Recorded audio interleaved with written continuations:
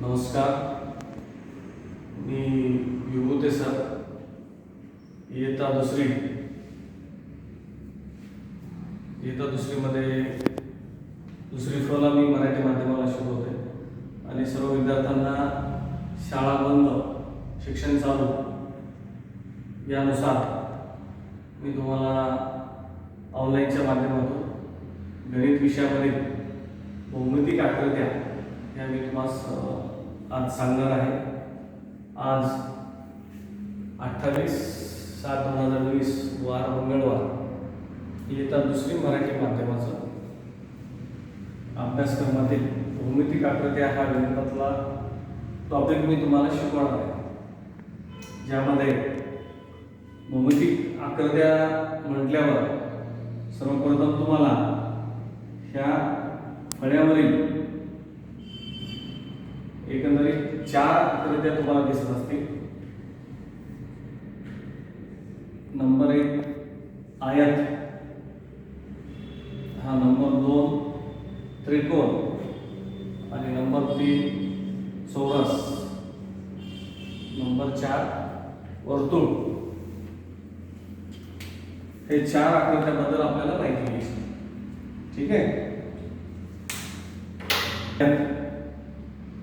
कारण मुलांना शिकवताना एक लक्ष द्यायचं, पालकांनी पण समजून सांगायचं की मी शिकवताना जर काही अभ्यासक्रम नाही समजला तर पुस्तकातून पाहायचं. पुस्तकामध्ये पण त्या धड्याबद्दलची बरीचशी माहिती स्वतः दिलेलीच आहे, ज्यामध्ये तो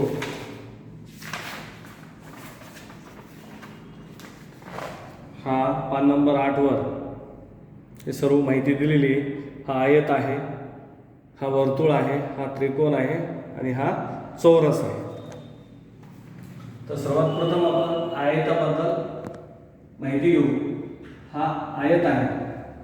आयत म्हटल्यानंतर तुम्हाला हे लक्षात आलं पाहिजे की आयताला किती बाजू आहेत हे तुमच्या लक्षात आलं पाहिजे. जसं ही एक बाजू आहे, ही दुसरी बाजू आहे, ही तिसरी बाजू आहे आणि ही चौथी बाजू.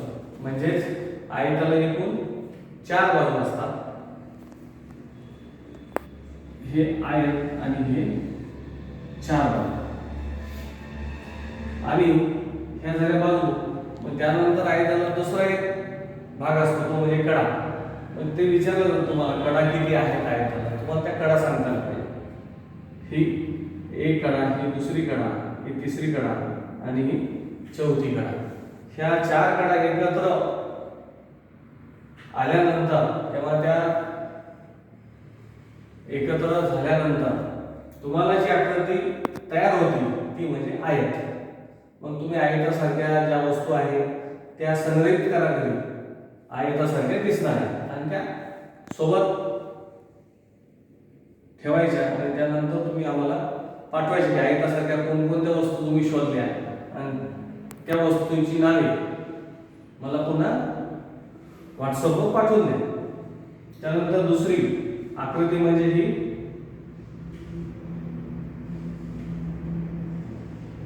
त्रिकोण.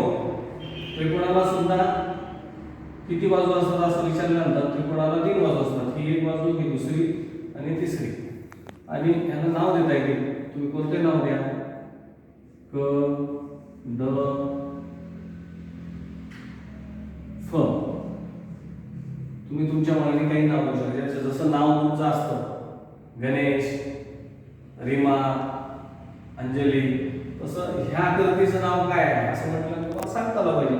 हा त्रिकोण आहे, त्रिकोण क ड फ हे त्रिकोणाचं नाव आहे. जसं आपलं नाव असतं तसं आकृत्यांना पण नाव आहे. जसं आयत अ ब ड क किंवा अ क ड फ कसंही वाचा, त्या अडचण.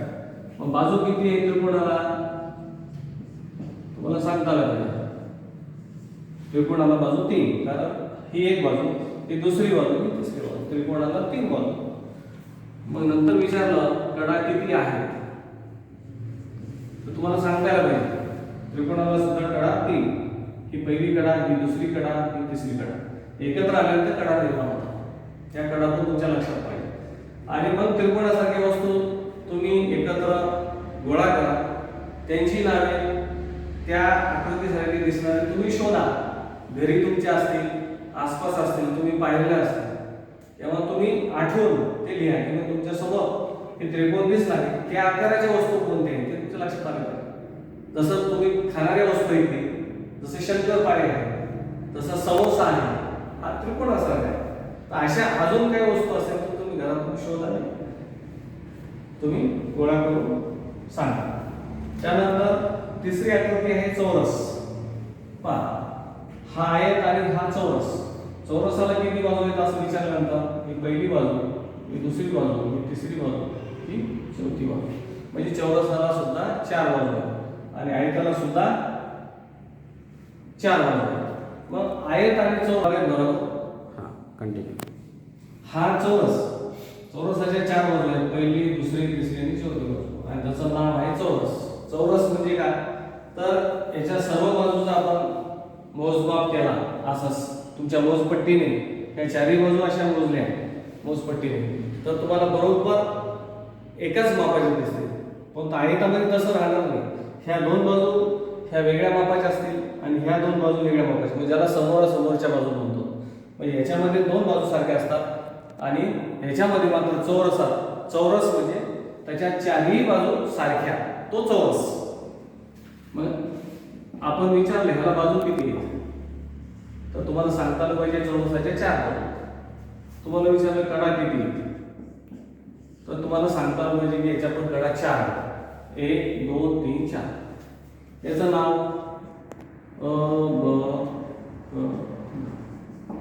असं तुम्हाला सांगता आलं पाहिजे. हे झाले चौरसाबद्दलची माहिती की ज्याला 4 बाजू आहेत आणि 4 कडा आहेत. आणि मग याच्याबद्दल पण वस्तू तुम्ही मिळवा, त्या वस्तूच्या आकाराची नावे सांगा, ती वस्तू तुम्हाला सांगता आल्या पाहिजे तेवढ्या वस्तू सांगा. यानंतर वर्तुळ आहे. वर्तुळाला मात्र एकच वक्रकड असते. विशेष म्हणजे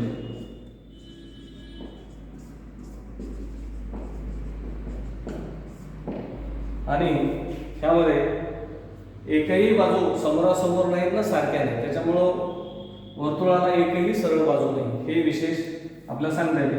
कारण वर्तुळ हा ह्या बिंदूंचा बनलेला असतो. हे बिंदू एकत्र आल्यानंतर जी आकृती निर्माण होते तयार होते त्याला आपण वर्तुळ म्हणतो. तर वर्तुळासारखे आपल्याला वस्तू भरपूर सांगता येतात. वर्तुळ म्हटल्यानंतर तुम्हाला अगोदर गोल दिसतो. गोल म्हणजे सरळ तुम्हाला सांगता येते. चेंडू, तुम्ही चेंडू, अजून इतर वस्तू तुम्हाला ज्या आहेत, गोटी असेल, अजून तुमच्या घरामध्ये ज्या वस्तू सापडतात त्या वस्तूंची नावे जेवढी जास्त तुम्हाला शोधता येईल, आठवण करता येईल, तेवढ्या वस्तूंची नावे तुम्ही सांगायला. म्हणजे त्याच्यावर हे लक्षात येईल की तुम्हाला हा भौमितिक आकार त्याबद्दलचे जे 4 भाग आहेत, आयत, त्रिकोण, चौरस आणि वर्तुळ, हे समजलं असं तिथं या पाठामध्ये आपल्याला निष्पन्न होईल. आणि विशेष म्हणजे आपला हा एकंदरीत संपूर्ण देश हा कोविड-19 मध्ये आता सध्या फार मोठ्या प्रमाणामध्ये फाईट करतो. आणि नेहमी आपल्याला फोनवर कॉलर येते की घरी राहा आणि सुरक्षित राहा असा संदेश आपला गव्हर्नमेंट तुम्हाला देते. त्यामुळं पालकांना सुद्धा विनंती आहे, विद्यार्थ्यांना विनंती की आपण घरीच राहा आणि सुरक्षित राहा. हा संदेश वेळोवेळी तुम्हाला शासन देतं. आणि त्यानंतर विशेष म्हणजे आपण तोंडाला सुद्धा मास्क वापरूनच कुठं बाहेर निघालं तर व्यवस्थित पद्धतीने असे मास्क तुम्ही घेतलेले असेल, ते कापडी मास्क असेल, जे तुम्हाला उपलब्ध असेल ते मास्क घ्या. अशा पद्धतीनं लावून तुम्ही त्याचा वापर करू शकता. आणि घरी गेल्यानंतर तुम्ही हात धुताना सुद्धा प्रोसेस नेहमी सॅनिटायझर करा. घरी गेल्याबरोबर अगोदर हात स्वच्छ धुवा. अशा पद्धतीनं हात वारंवार धुवून अशी धुवून पुन्हा मनगट साफ केल्याशिवाय घरामध्ये कोणत्याही वस्तूला हात न लावता पालकांनी, विद्यार्थ्यांनी जायचं. ज्याच्यामुळं काळजीमुळं ह्या कोविड-19चा प्रादुर्भाव होणार नाही किंवा मोठ्या प्रमाणाचा प्रसार होणार नाही यासाठी शासन सांगतं. पण त्यापेक्षा आपण स्वतःच जबाबदारी घेतली तर आपलं शहर हे कसं कोविड-19 पासून कोरोना मुक्त होईल एवढेच आपण परमेश्वराला विनंती करू आणि सर्वांनी पैकी पुन्हा एकदा या कोविड-19 बद्दल जागरूक राहणे, जोपर्यंत लस येत नाही तोपर्यंत काळजी घेणे. Be care, be take, be safe. धन्यवाद.